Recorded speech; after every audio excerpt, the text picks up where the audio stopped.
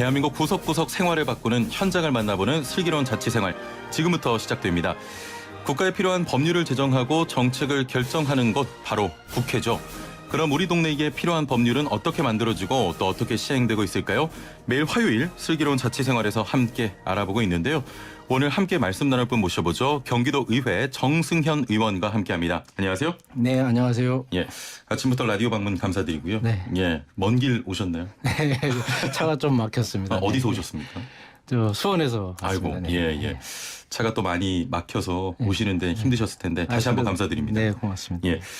제10대 경기도 의회 후반기 활동이 이제 2주 정도가 네. 지났습니다. 네. 상임위원회 구성은 완료가 됐죠? 네네. 예. 지난 7월 13일 날 상임위원회 배정 그리고 위원장 선출 등 모두 마무리해서 17일까지 후반기 첫 임시회를 마쳤습니다. 예. 위원회 구성도 궁금한데 네. 소속 지원 현안에 따라서 이렇게 좀 나눠지는 겁니까?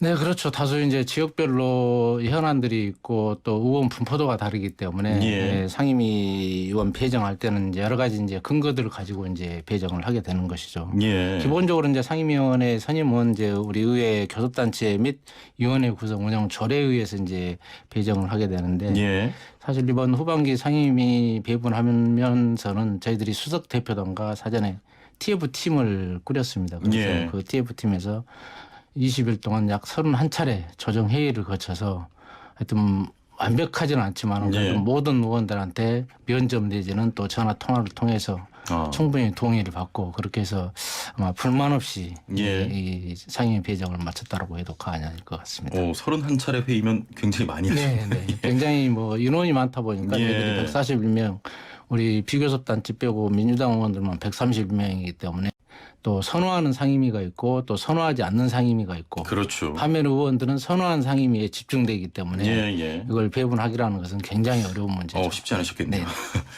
자, 이렇게 구성된 위원회 얼마의 기간 동안 운영이 됩니까? 이게 이제 7월 13일부터 공식적으로 시작해서 이제 후반기 2년 동안 이제 이 상임위를 이제 하게 되는 것이죠. 예. 네. 그래서 더더욱 신중하게 그리고 또 의원들을 배려해서 상임위원회 배분을 할 수밖에 없는 거죠. 예. 배분이 굉장히 중요하겠군요. 네, 그렇습니다. 예. 그 중에서 우리 의원님께서는 후반기 의회 운영장을 맡게 네네. 되신 거죠. 네. 의회 운영회라고 하면 사실 생소한 분들도 많으실 것 같은데 네네. 어떤 활동을 하는 곳입니까?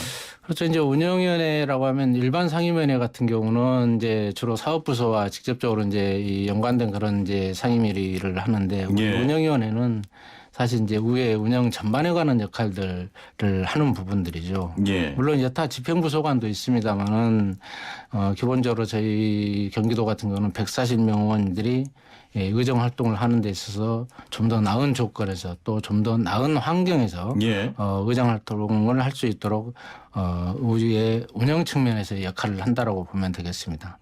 예. 전반적으로 그러니까 우리 운영위원회는 소위 이제 뭐 이 가장 선임 상임위원회이기도 하지만은 소위 말하는 의회의 어머니라고 하고 이제 그렇게 이제 불리기도 하는 거죠. 자, 그렇다면 한마디로 좀 살림살이를 만든다 네네, 이렇게 그렇죠. 보면 되겠군요. 네네. 경기도 의회가 아무래도 경기도 자체가 워낙 크고 인구가 많기 때문에 전국 최대 규모로 운영이 되는 것으로 알고 있습니다. 그렇습니다. 그럼 이렇게 큰 규모의 의회가 도민의 생활을 원활하게 도울 수 있도록 운영위원회의 역할도 굉장히 중요할 것 같은데 그렇습니다. 어떻습니까? 뭐 여러 가지가 있겠습니다만은 사실 이제 말씀드린 것처럼 운영위원회 역할이 분명히 있기 때문에 또 예. 의회 전체의 어떤 이 일정 조율이랄지 그런 부분들이 있고 또 의원들 의정 활동을 지원하는 부분들이 있기 때문에 예. 우선 먼저 지방의회 역량 강화 측면에서 현재 이 후반기 계획하고 있는 것은 사무처의 기능을 좀 강화할 필요가 있겠다라는 생각을 하고 있습니다. 예.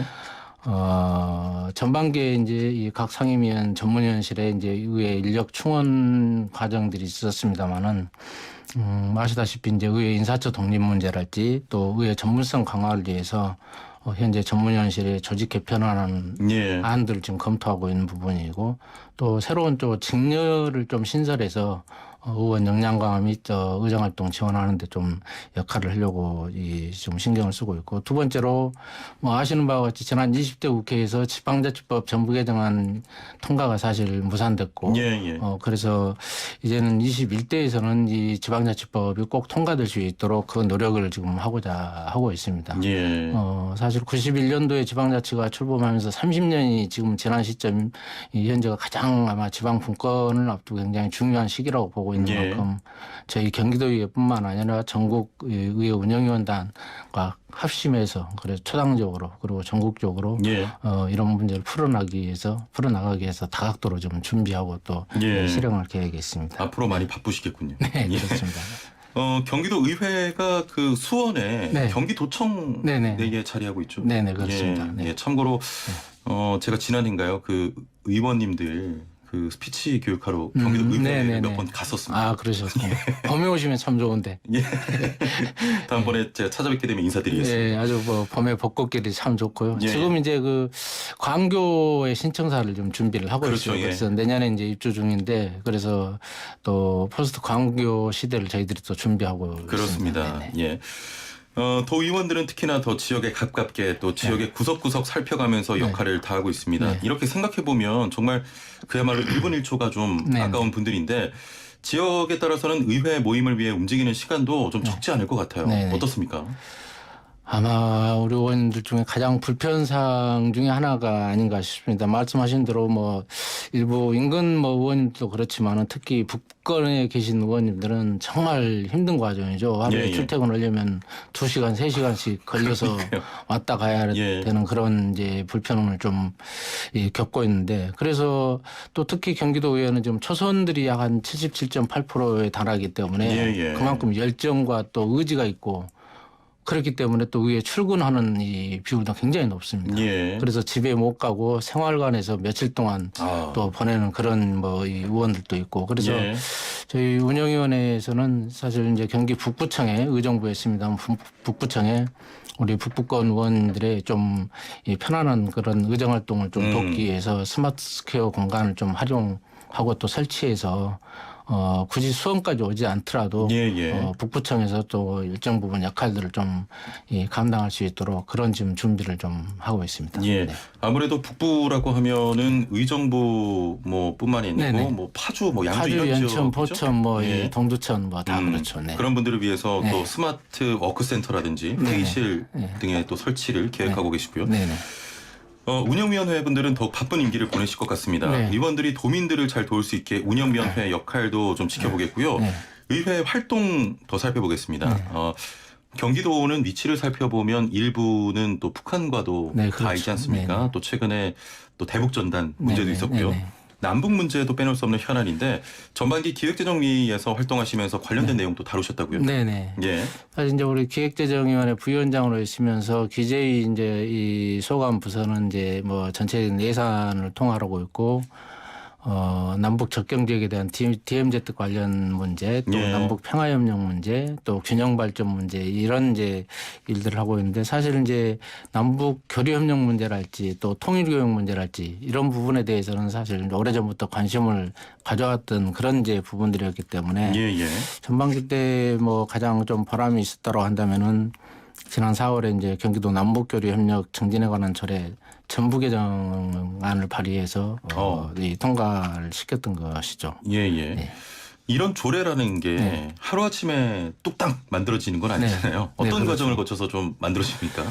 사실 이제 조례 사안에 따라서 뭐 여러 가지 뭐 좀 차이는 분명히 있겠습니다만은 이런 전부 개정 조례 같은 경우 또 시대 흐름에 맞게끔 또 법의 흐름에 맞게끔 또 이 수정 개정해야 될 그런 부분들이 있는 경우에는 상당히 많은 시간들을 필요로 하고 또 요구하고 있습니다. 그래서 이 조례 개정을 하기 위해서는 전문가 집단이나 또 시민사회단체 또 집행부 또 더 나아가서 이 상위법 또 여러 가지 정세 모니터 이런 것들을 두루 좀 살펴야 되는 그런 과정들이 있고 이런 과정 속에서 토론회를 개최해서 거기에서 나온 의견들을 또 듣고 취합해서 이거를 상임위에 이제 발의를 하게 되는 것이죠. 예. 또 그 과정에서 이 조례로 인해서 파생된 또 과연 비용은 얼마나 되는 것인지 이런 또 비용 추계까지 이제 이 검토하는 그런 과정들이 거쳐서 상임위에서 1차 의결하고 예. 상임위에서 통과되면은 이제 본회의에서 최종 의결로 이제 이 정리가 되는 예. 것이죠.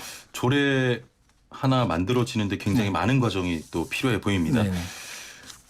아까 전에 토론회라고 하셨는데 네네. 간담회나 토론회를 열어서 그 도민들의 목소리를 또 듣기도 하십니까? 네, 그렇죠. 당연히 예. 그렇게 해야죠. 예. 네. 자, 이렇게 마련된 조례안이 각 위원회, 상임위 등을 거쳐서 시행을 준비하게 됩니다. 네. 범위가 넓은 만큼 또 현안도 다양합니다. 의원님 이번 회기에 의회 운영장을 맡게 되셨지만 네. 그동안 또 도시개발, 보육, 인구정책 등의 다양한 활동도 네. 좀 함께 해 오셨습니다. 하시면서 좀 어려움도 있으십니까? 사실 이게 생각처럼 다 진행이 되고 또 이 현실화 되면은 좋죠. 그러나 예. 분명히 중간에 또 사안에 따라서는 벽에 부딪히는 그런 한계가 있는 것이고 예. 그러나 그런 벽을 깨부수고 또 그 한계를 넘어서는 역할들을 또 저희 의원들이 감당하는 게 바로 주민들이 저희들한테 권한을 위임해 주시는 역할이 아닌가 싶습니다. 예. 그래서 그런 뭐 과정들 뭐 저희들이 충분히 감수하고 또 이겨내야죠. 예.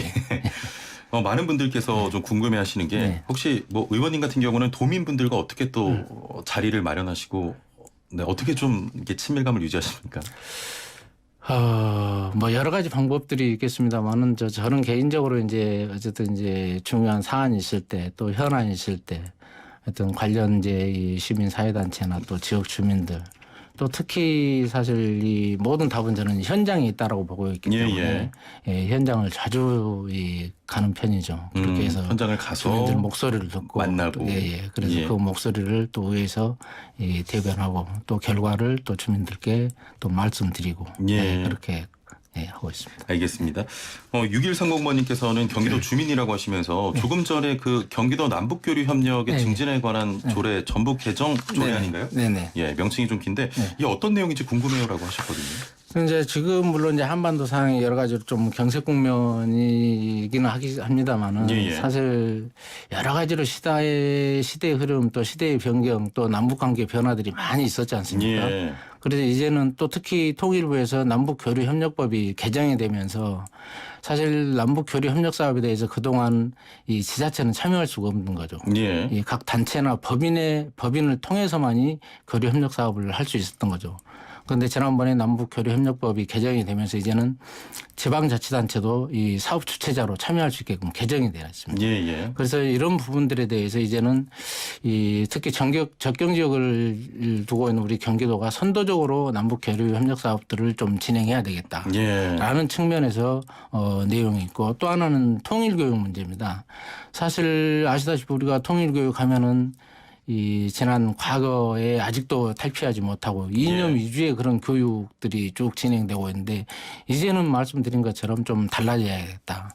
그래서 통일시대 이후를 준비하는 그런 교육이 돼야 되겠다. 예. 시대가 이렇게 변했고 군사적 환경들이 이렇게 변한 만큼 교육 역시도 좀 변해야 되겠다라는 측면에서 그런 내용들을 좀 담았습니다. 그래서 그 내용이 우리 도지사의 책무랄지 또 의회의 역할을 할지 예. 그런 부분들을 좀 전부 좀 개정해서 시대 흐름에 맞게끔 바꿨습니다. 예, 알겠습니다.